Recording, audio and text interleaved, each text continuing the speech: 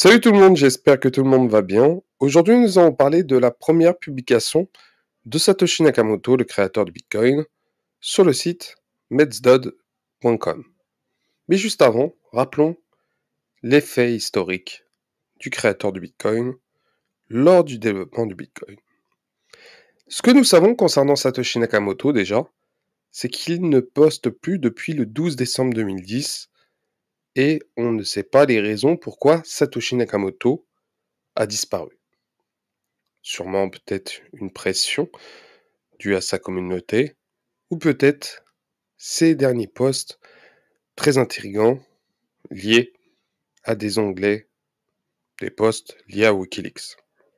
Ce que nous savons, c'est que Satoshi Nakamoto a créé le nom de domaine le 17 août 2008 au nom de netcoin.org.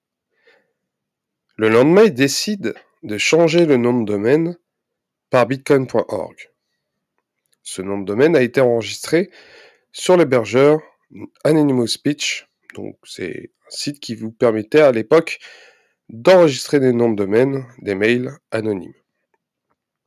Il l'avait enregistré dans la province de Nakano au Japon. Et ce qui est intéressant, c'est que la première chose à savoir, c'est pourquoi Satoshi Nakamoto a changé le nom de domaine. C'est vraiment intriguant. Je me suis interrogé sur cette question-là. De plus, on peut se poser la question, pourquoi Satoshi n'a pas choisi un autre nom de domaine lié au Bitcoin, par exemple bitcoin.net ou encore bitcoin.com. Pour bitcoin.com, il n'aurait pas pu l'acheter, car à cette époque-là, il était détenu par une personne. Cette personne-là s'appelle Jesse Hessler et il vient d'Angleterre. Et il est lié indirectement au domaine de la tech. Très intriguant, ce personnage qui détenait à l'époque bitcoin.com. J'en ferai une vidéo bien plus détaillée concernant ce personnage-là et des choses intrigantes liées à ce nom de domaine. Comme je vous ai dit, Satoshi a acheté le nom de domaine le 17 août 2008, netcoin.org. Le 18 août 2008, il décide de changer par bitcoin.org. Pour le nom de domaine netcoin.org, il a été racheté par une personne provenant de Chine.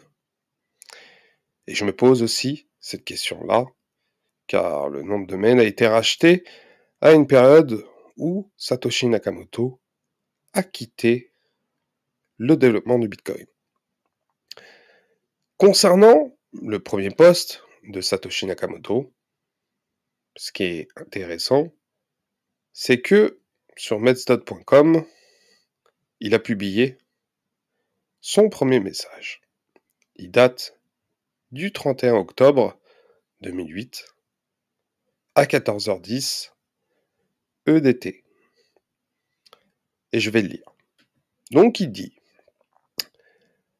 je travaillais sur un nouveau système de monnaie électronique, entièrement peer-to-peer, sans tiers de confiance. Le document est disponible à l'adresse suivante: www.bitcoin.org/bitcoin.pdf. Les principales caractéristiques sont les suivantes. La prévention de la double dépense est assurée par un réseau peer-to-peer. Aucune autorité centrale ou tierce partie de confiance n'est nécessaire. Les participants peuvent rester anonymes. Les nouvelles pièces sont créées à partir d'une preuve de travail du style Hashcash. Hashcash qui a été créé par Adam Back. La preuve de travail pour la génération de nouvelles pièces alimente également le réseau pour empêcher la double dépense. Bitcoin est un système de monnaie électronique peer-to-peer.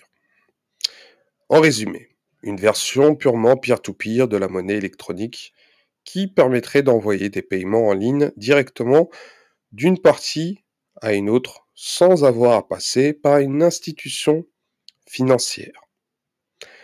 Les signatures numériques constituent une partie de la solution. mais les principaux avantages sont perdus si une partie de confiance est toujours nécessaire pour prévenir la double dépense. Nous proposons une solution au problème de la double dépense en utilisant un réseau peer-to-peer.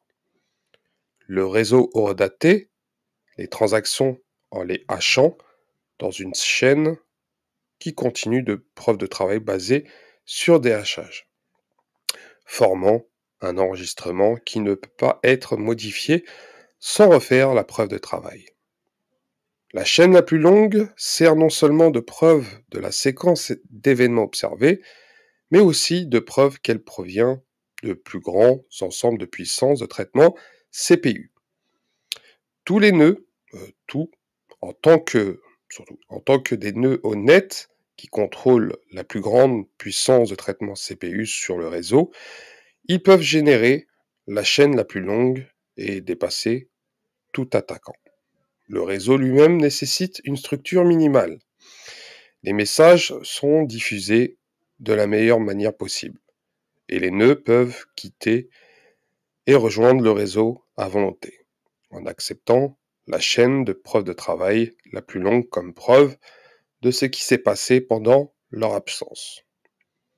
Le document complet à l'adresse www.bitcoin.org/bitcoinpdf Satoshi Nakamoto. Satoshi Nakamoto avait publié cela le 31 octobre 2008.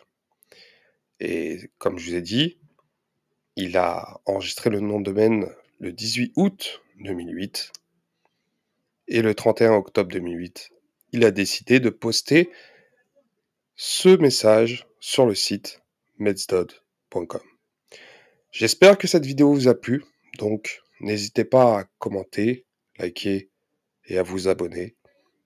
Et je vous dis à la prochaine.